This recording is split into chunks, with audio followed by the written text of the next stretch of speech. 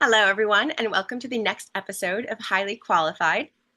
I am joined by Dr. Andy Krut, who is also an esteemed board member, and I'm going to let Andy introduce himself here. Hi, Andy. Hi, my name's Andy. I graduated from Duquesne University. I spent some time in retail, and then I moved into the cannabis space and have been practicing in the PA medical cannabis program for the last 7 years or so now. And I've been helping with the ISCPh for a while now too. Excellent. I feel like it is such a stark difference to go from retail to cannabis. And I wish everyone could do it. But with Schedule 3 discussions, maybe everyone will be able to do it. So we'll see what that looks like. But tell us a little bit more about your interest in ISCPh and what you've been doing on the board of directors. Sure. ISCPh is really a great organization for pharmacists to get involved and start growing both like a community and professionally. And we really need to start working on sticking together as the cannabis space evolves. Pharmacists overall as an industry seem to, there's only a few states that require us in it, and that seems to be hanging on, but not necessarily indefinitely. So it's really an opportunity to get some projects going. In the past, I helped with our quality assurance and patient safety committee, and we did some work there. But now we're starting to work on some new things, and I really think that that's a great time to start building initiative there. Yes, lot of discussions, especially on the role of the pharmacist as the Schedule 3 conversations continue and more states adopt adult use where they might not need access to a pharmacist and they don't feel like they need to pay for it, but definitely want to show the value that we bring as the drug experts with all drugs, not just cannabis. But I agree. but so I'm just going to kind of piggyback on something you said. So you've done a lot with the society for the past few years. I want to kind of highlight some of your interest in what projects you've done. Would you mind sharing more about that? Sure. So one of my favorite projects was a presentation we did on cannabis use disorder, and we really took a different kind of perspective on it, but I think it was still really impactful. We did a glossary to kind of help folks understand all the various terminology that comes into the cannabis space. Um, we we did peer review for other another organization that was building classes, and then really just building community, digging in and talking about how we can make our profession better in this space. I love that. Forgot about some of that stuff. That's how long it's been. Yeah, Uh, and just to kind of, for those listening, we are still working on that glossary. We are doing it in collaboration with some other groups as well, mainly ASA, Americans for Safe Access. We're looking to kind of just get everyone on the same page with their definitions. And the biggest challenge is that with cannabis, you can't really like patent the herb. So then you have to patent these other like marketing terms and stuff. And I will say your state, Pennsylvania, has like the craziest terms. My favorite one was it popcorn? Like, oh yeah, is it popcorn bud is like little tiny buds. little So tiny buds? So I will say I've seen like infused popcorn, and that's different. This is like the actual green buds, but I guess it's like a size moniker or something. But very unique, I'll give you that. But it's so important, especially as we discuss interstate commerce. There needs to be one formal language that healthcare providers and patients can utilize to communicate on these things. I'd love to see, I know there's been discussions about it, but I'd love to see like a central repository for all the available products and what their products contain. Is it like a specific genetic strain that we could follow? Is it a specific percentage of cannabinoids? Is it a specific ratio? I think that would be so helpful, especially for interstate commerce, because we have databases like that now, like Metaspan, Lexicon, and things that we can utilize to understand medications that are available. not just in the US, but worldwide. And so I'd love to see something like that created for kids. Maybe we do that. I don't know. It's a big ask, but I definitely think if there was a way to like register products, it would make it so much easier because you don't know what's available and you have to like scope through these websites. And I've gone to websites where I wasn't even able to enter because I wasn't in the right, I didn't have my VPN on, I'm not that tech savvy. So if you're not in like the Sure. right jurisdiction, you can't access their website and it's like, oh my God, what do I do? So having that centralized database, I think would be really cool. So add that to your list. Okay. Sure. Excellent. So tell us more. I mean, you tell me, you kind of lead the conversation here. You want to talk about what value add a pharmacist? You want to talk more about Schedule 3? What's on your mind? I mean, Schedule 3 is kind of, it's still pretty ambiguous. It seems like it's moving forward for patients, but we're still kind of in the space where we don't know exactly what it's going to mean yet. I think the best resource that I've found has come from CANRA, the Cannabis Regulators Association. They put out a really nice little piece that just explains the specifics and what people can expect and timelines, but it's all still very confusing.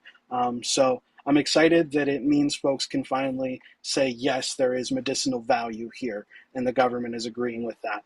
But other than that, I don't know that we have too much applicable that we can do with the Schedule 3 at the moment. So we can talk about pharmacists adding value, and I think it really, from what I've talked to, I reached out to a lot of pharmacists as we tried to build this perspective, and some of the biggest things that we came with were patients feel better after they've talked to a pharmacist, that they're more confident in the way that they're going to try their medicine, and that actually changes the way that they can perceive it, especially with something that, objectively can change our perceptions. So it really does add value there, in addition to the fact that we can screen for drug interactions, we can screen for drug disease interactions, we can screen for contraindications, we can ensure people know how they're taking their medicine, everything that they need to take their medicine, etc. I love that. I would love to support a study like that. Like, I don't know how we would even do it. Did you enjoy speaking to your pharmacist today? I think it's so hard to compare because, I mean, but maybe like if I'm just like conceptualizing here, like think about the person that has already been to like a legal state where they didn't have access to a pharmacist and maybe they felt overwhelmed or maybe they felt like the products that they got were nowhere near, the right doses and stuff because it's a different goal, right? When you're using something recreationally versus medically, there's a different goal mindset, and so maybe that would be like the group that we target for like survey participants, and then like actually compare it. But I think the hardest thing about cannabis is like that patient education because there's such a stigma. Nobody really knows about it. They're like afraid to look into it. Even with like certifying providers and stuff, like they're not always having that product selection conversation with the patient, or if they are, it's maybe not always aligned with what pharmacists are saying on site. So I don't know, I'm just spitballing here, but it's hard. When I would do those like initial patient consultations, and I had to explain not just like the medicine, like THC and CBD specifically, but there's like way more cannabinoids that we're dosing now, CBN, CBG. And then also you have to look at like the product type. So you're looking at like explaining like what is a vaporizer, what is a tincture, how do you use them? And it's like just furthermore, being in the United States, pill is like our drug of choice. I feel like everything comes in a pill. Then you have the liquids and like suspensions and all that jazz for like people with swallowing issues. But like everybody feels comfortable in the US with a pill. Then you throw in like a suppository or you throw in like an inhaler and it becomes so foreign to them. And so explaining the value in that, it takes so much time. Like I think my new consults were like 45 minutes and like Sure. it's very like labor intensive. And so like who's having that 40-minute conversation, 45-minute conversation, I wasn't getting to bill Medicare for it. I'd love to. If anyone's And listening. then you go through it all and you're not sure how much of it they're going to retain. So, Exactly, you exactly. know, And that's like so scary. So then you have like all these like paperwork support to help you with all your handouts, all your flyers, all your educational materials. And it is so overwhelming. But it truly is like such an individual response. You get such a variable response to all these different products, and there's just so much out there that they can choose from. When I worked in a dispensary, you could only like sell your company's products. And now, I'm in Minnesota, and so we have adult use is legalized, and then you have like all these micro grows. I don't remember micro businesses. That's what they're calling them, and that's like your micro breweries. So like people are creating their own stuff, and then you have like the existing medical companies can now sell each other stuff, and it's like, oh my gosh, where is the central repository? What are we going to call it, and when are we going to publish it? And how do we get people to submit their products? Because I'd love there to also be like a link to their testing, but I know a lot of that stuff is like private.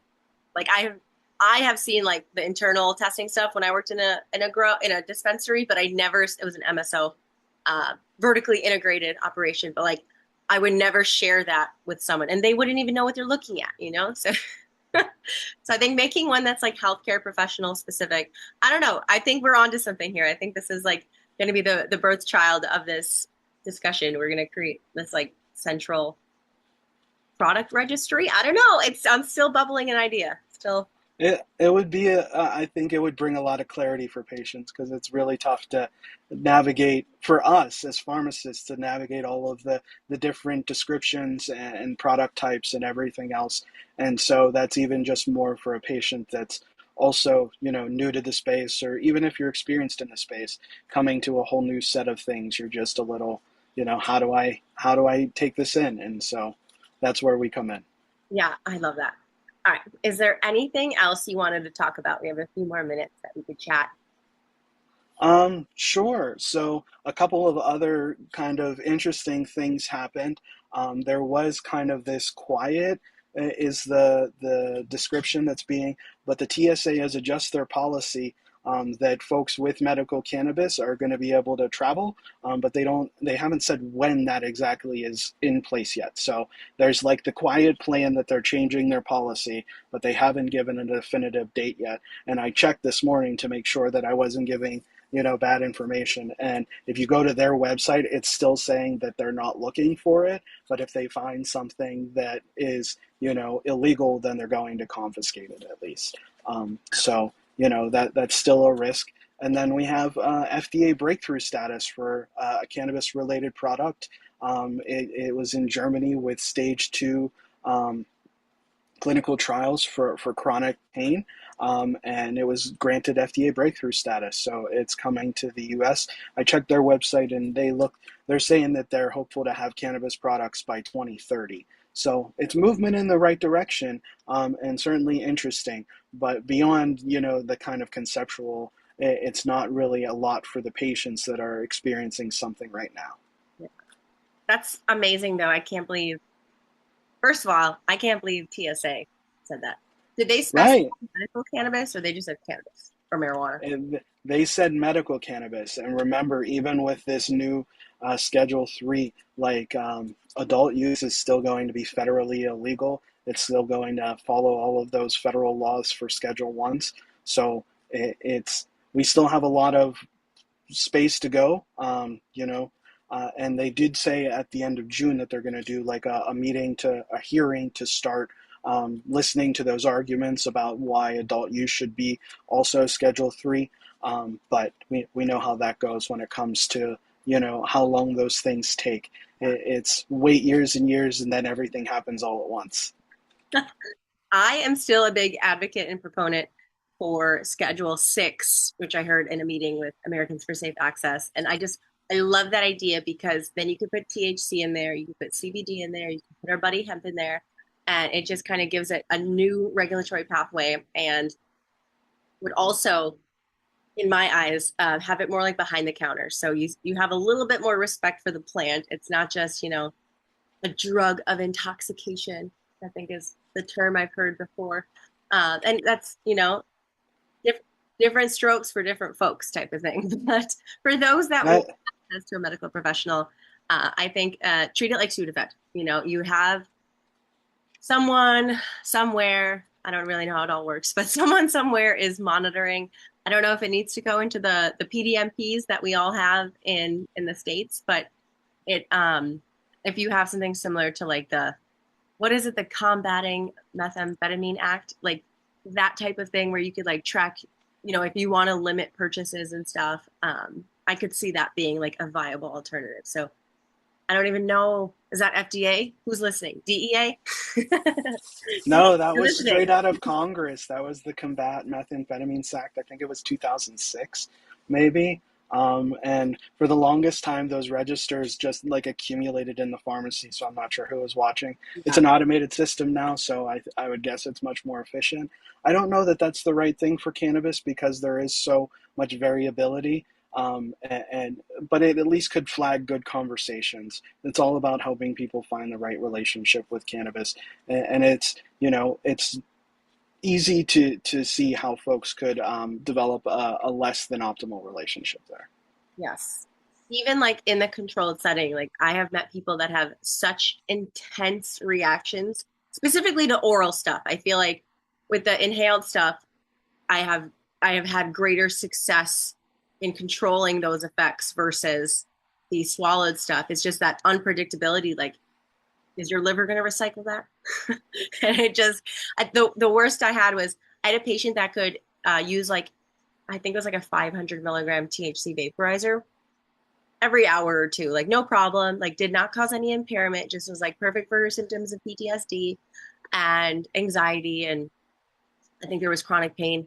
Throw that in there too. Everybody's got chronic pain these days. But when we try to transition to an oral product to be, cheaper and more Sure. cost effective and less reliant on as needed dosing, it ended up she had like the spins and I call it dysphoria, like not good stuff for 25 hours. She counted. So it's like Uh, you wouldn't expect that, for most people. I think they're lucky if a pill lasts a full day, but they do have to redose. But her system was just recycling that same drug, same dose, and it just we could never get her to tolerate any amount of THC. It was so intense. So that's uh, it's difficult, and it just speaks more to why we need to have healthcare professionals helping people that are engaging from that mindset.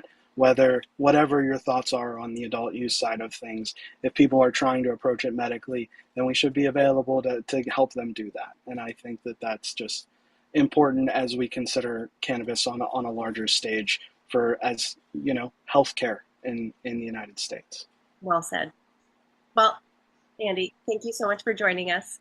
Any final thoughts before we disconnect here? No, thanks everybody for your time, and feel free to reach out. Bye, everyone. See ya.